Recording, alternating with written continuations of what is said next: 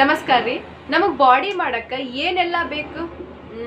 ಮೊದಲು ಎಲ್ಲಕ್ಕಿಂತ ಮೊದಲು ಒಂದು ಗಟ್ಟಿ ನಿರ್ಧಾರ ಮಾಡಿರ್ಬೇಕು. ನಾನು ದಿನ ನ್ಯೂಟ್ರಿಯೆಂಟ್ಸ್ ಇರೋ ಆಹಾರ ತಿಂತೀನಿ, ಚೆನ್ನಾಗಿರೋ ಫ್ರೆಶ್ ಇರೋ ಆಹಾರ ತಿಂತೀನಿ, ಪಿಜ್ಜಾ ಬರ್ಗರ್ ಬಿಟ್ಬಿಡ್ತೀನಿ, ಆಮೇಲೆ ದಿನ ಎಕ್ಸಸೈಸ್ ಮಾಡ್ತೀನಿ ಅಂತ. ಹೌದಾ, ಪ್ರೋಟೀನ್ ಎಲ್ಲ ತಗೋತೀನಿ ಅಂತ.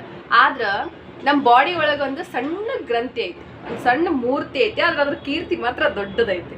ಸೊ ಅದು ಒಂದು ವೇಳೆ ಸರಿಯಾಗಿ ಕೆಲಸ ಮಾಡಲಿಲ್ಲಪ್ಪ ಅಂತಂದ್ರೆ ನೀವು ಎಷ್ಟೇ ನ್ಯೂಟ್ರಿಯೆಂಟ್ ಬ್ಯಾಲೆನ್ಸ್ ಮಾಡಿ ಊಟ ಮಾಡಿ ಅಥವಾ ಎಷ್ಟೇ ಎಕ್ಸಸೈಸ್ ಮಾಡಿದ್ರೂ ನಿಮಗೆ ಮಸಲ್ ಸರಿಯಾಗಿ ಆಗಲ್ಲ, ಬಾಡಿ ಸರಿಯಾಗಿ ಬಿಲ್ಡ್ ಆಗಲ್ಲ.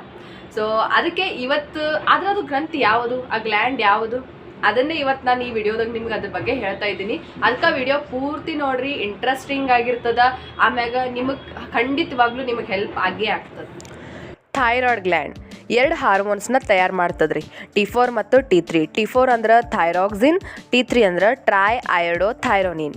ಈ ಹಾರ್ಮೋನ್ಗಳು ನಮ್ಮ ಮೆಟಾಬಾಲಿಸಮ್ ಪ್ರೊಸೆಸ್ನ ಕಂಟ್ರೋಲ್ ಮಾಡ್ತಾವ್ರಿ.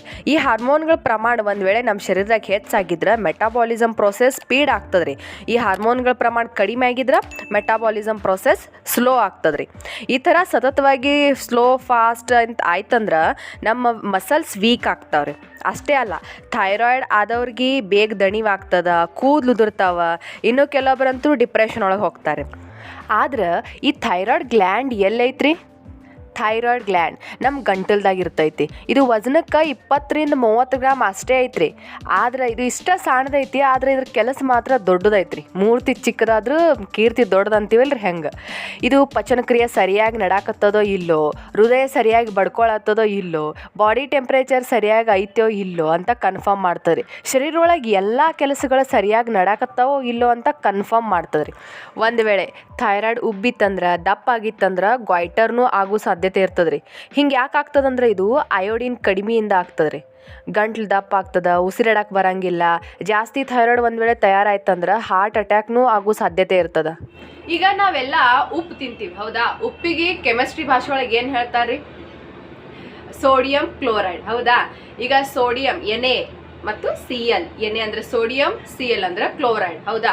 ಈಗ ಯಾವಾಗ ಒಂದು ಪಾಸಿಟಿವ್ ಐತಿ, ಒಂದು ನೆಗೆಟಿವ್ ಐತಿ, ಸೋಡಿಯಂ ಪಾಸಿಟಿವ್ ಐತಿ, ಕ್ಲೋರೈಡ್ ನೆಗೆಟಿವ್ ಐತಿ, ಎರಡು ಸೇರಿದಾಗ ಉಪ್ಪು ತಯಾರಾಗ್ತೈತಿ. ಇದಕ್ಕೆ ನಾವು ಇಂಗ್ಲೀಷ್ ಒಳಗೆ ಕಾಮನ್ ಸಾಲ್ಟ್ ಅಂತ ಕರಿತೀವಿ. ಕಾಮನ್ ಸಾಲ್ಟ್ ಯಾಕಂತೀವಿ? ಕಾಮನ್ ಯಾಕಂದ್ರೆ ಕೆಮಿಸ್ಟ್ರಿ ಲ್ಯಾಬ್ ಒಳಗೆ ಎಷ್ಟೆಲ್ಲ ಸಾಲ್ಟ್ ಇರ್ತಾವ, ಹೌದಾ? ಅದ್ರಾಗ ಮತ್ತು ನಾವು ತಿನ್ನೋ ಸಾಲ್ಟ್ ಯಾವುದಂತ ಹೆಂಗೆ ಗುರ್ತಿಡ್ಬೇಕು, ಅದಕ್ಕೆ ಕಾಮನ್ ಸಾಲ್ಟ್ ಅಂತ ಹೇಳಾರ. ಈಗ ನಾವು ಟಿವಿಯಾಗ ಅಡ್ವರ್ಟೈಸ್ಮೆಂಟ್ ಎಲ್ಲ ನೋಡ್ತೀವಿ, ನೋ ಸೋಡಿಯಂ, ಸೋಡಿಯಂ ಸಾಲ್ಟ್ ಅಂತ ಹೇಳ್ತಾರೆ. ನೀವು ಟ್ಯಾಗ್ ನೋಡಿರ್ಬೋದು ಅಡ್ವರ್ಟೈಸ್ಮೆಂಟ್ ಒಳಗೆಲ್ಲ. ಅಲ್ಲಿ ಏನು ಮಾಡಿರ್ತಾರ? ಸೋಡಿಯಂ ತೆಗೆದು ಹಾಕಿರ್ತಾರಲ್ರಿ. ಈಗ ಸೋಡಿಯಂ ತೆಗೆದು ಹಾಕಿದ್ರೆ ಉಪ್ಪೇ ತಯಾರಾಗಲ್ಲ, ಹೌದಿಲ್ರಿ?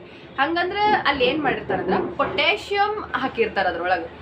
ಮಿಕ್ಕಿದ 80% ಸೋಡಿಯಮೇ ಇರ್ತದ, ಮ್ಯಾಗಿನ ಒಂದು 20% ಏನೋದು ಪೊಟ್ಯಾಷಿಯಮ್ ಆ್ಯಡ್ ಮಾಡ್ತಾರೆ. ಹಿಂಗೆ ಮಾಡಿ ಒಂದು ಸ್ವಲ್ಪ ಸೋಡಿಯಂ ನಾವು ಕಡಿಮೆ ತಿಂತೀವಿ, ಅದಕ್ಕೆ ಅವರಲ್ಲಿ ನೋ ಸೋಡಿಯಂ ಸಾಲ್ಟ್ ಹಾಕ್ಬಿಡ್ತಾರೆ. ಅದರ ಅರ್ಥ ಎಕ್ಸಾಕ್ಟ್ ಹಂಗೆ ಇರ, ಗೊತ್ತಾಯ್ತಲ್ಲ? ಆಮ್ಯಾಗ ಇನ್ನೊಂದು ನೀವು ಅಯೋಡೈಡ್ ಸಾಲ್ಟ್ ಬಗ್ಗೆನೂ ಕೇಳಿರ್ಬೇಕು, ಹೌದಿಲ್ಲ? ಹಂಗೂ ಮಾರಾಟ ಮಾಡ್ತಾರೆ ಅಯೋಡೈಡ್ ಸಾಲ್ಟ್ ಅಂತ. ಇಲ್ಲೇನು ಮಾಡಿರ್ತಾರೆ? ಇಲ್ಲೂ ಹಾಗೆ ಮೊದಲು ಹೆಂಗೆ ಹೇಳಿದೆ, ಅಲ್ಲಿ ಪೊಟ್ಯಾಷಿಯಮ್ ಆ್ಯಡ್ ಮಾಡಿರ್ತಾರೆ ಒಂದು ಕೆಲವೊಂದಿಷ್ಟು ಮಾತ್ರೆ ಒಳಗೆ. ಇಲ್ಲಿ ಇಲ್ಲಿ ಅಯೋಡಿನನ್ನು ಮಿಕ್ಸ್ ಮಾಡಿರ್ತಾರೆ. ಯಾಕಂದ್ರೆ ನಾವು ಸೋಡಿಯಂ ತೆಗೆದು ಹಾಕಿದ್ರೆ ಅಲ್ಲಿ ಉಪ್ಪೇ ತಯಾರಾಗಂಗಿಲ್ಲ. ಈ ಅಯೋಡಿನ್ ಐತೆ ನೋಡ್ರಿ, ಅದು ಅಯೋಡಿನ್ ನಮ್ಮ ಥೈರಾಯ್ಡ್ ಗ್ಲ್ಯಾಂಡ್ನ ಕಂಟ್ರೋಲಲ್ಲಿ ಇಡ್ತದ, ನೋಡ್ತದೆ ಎಲ್ಲ ಕಡೆ, ಎಲ್ಲ ಸರಿಯಾಗಿ ನಡೆಯಕತ್ತದೋ ಇಲ್ಲೋ ಅಂತ ಕನ್ಫರ್ಮ್ ಮಾಡ್ತದ. ಓಕೆ, ಆಮ್ಯಾಗ ಒಂದು ವೇಳೆ ಈ thyroid gland T3 T4 hormone ಒಂದು ಬೇಕಾದಕ್ಕಿಂತ ಜಾಸ್ತಿ ತಯಾರು ಮಾಡ್ತಂದ್ರೆ ಅದಕ್ಕೆ ನಾವು ಹೈಪರ್ ಥೈರಾಯ್ಡಿಸಮ್ ಅಂತ ಕರಿತೀವಿ. ಆಮೇಲೆ ಬೇಕಾದಕ್ಕಿಂತ ಒಂದು ಸ್ವಲ್ಪ ಕಡಿಮೆ ತಯಾರು ಮಾಡ್ತಂದ್ರೆ ಅದಕ್ಕೆ ಹೈಪೋಥೈರಾಯ್ಡಿಸಮ್ ಅಂತ ಕರಿತೀವಿ. ನಮ್ಮ ದೇಶದಾಗ ಪ್ರತಿ 10 ವ್ಯಕ್ತಿದಾಗ ಒಬ್ಬರಿಗೆ ಹೈಪೋಥೈರಾಯ್ಡಿಸಮ್ ಐತ್ರಿ. ಗಂಡ್ಮಕ್ಳಕ್ಕಿಂತ ಹೆಣ್ಮಕ್ಳದಾಗ ಜಾಸ್ತಿ ಕಂಡು ಬರ್ತದ. ಅದ್ರಾಗಂತೂ ಪ್ರೆಗ್ನೆನ್ಸಿ ಒಳಗಂತೂ ನಾವು ಚೆಕ್ ಮಾಡ್ಕೊಳಕ್ಕೆ ಬೇಕು.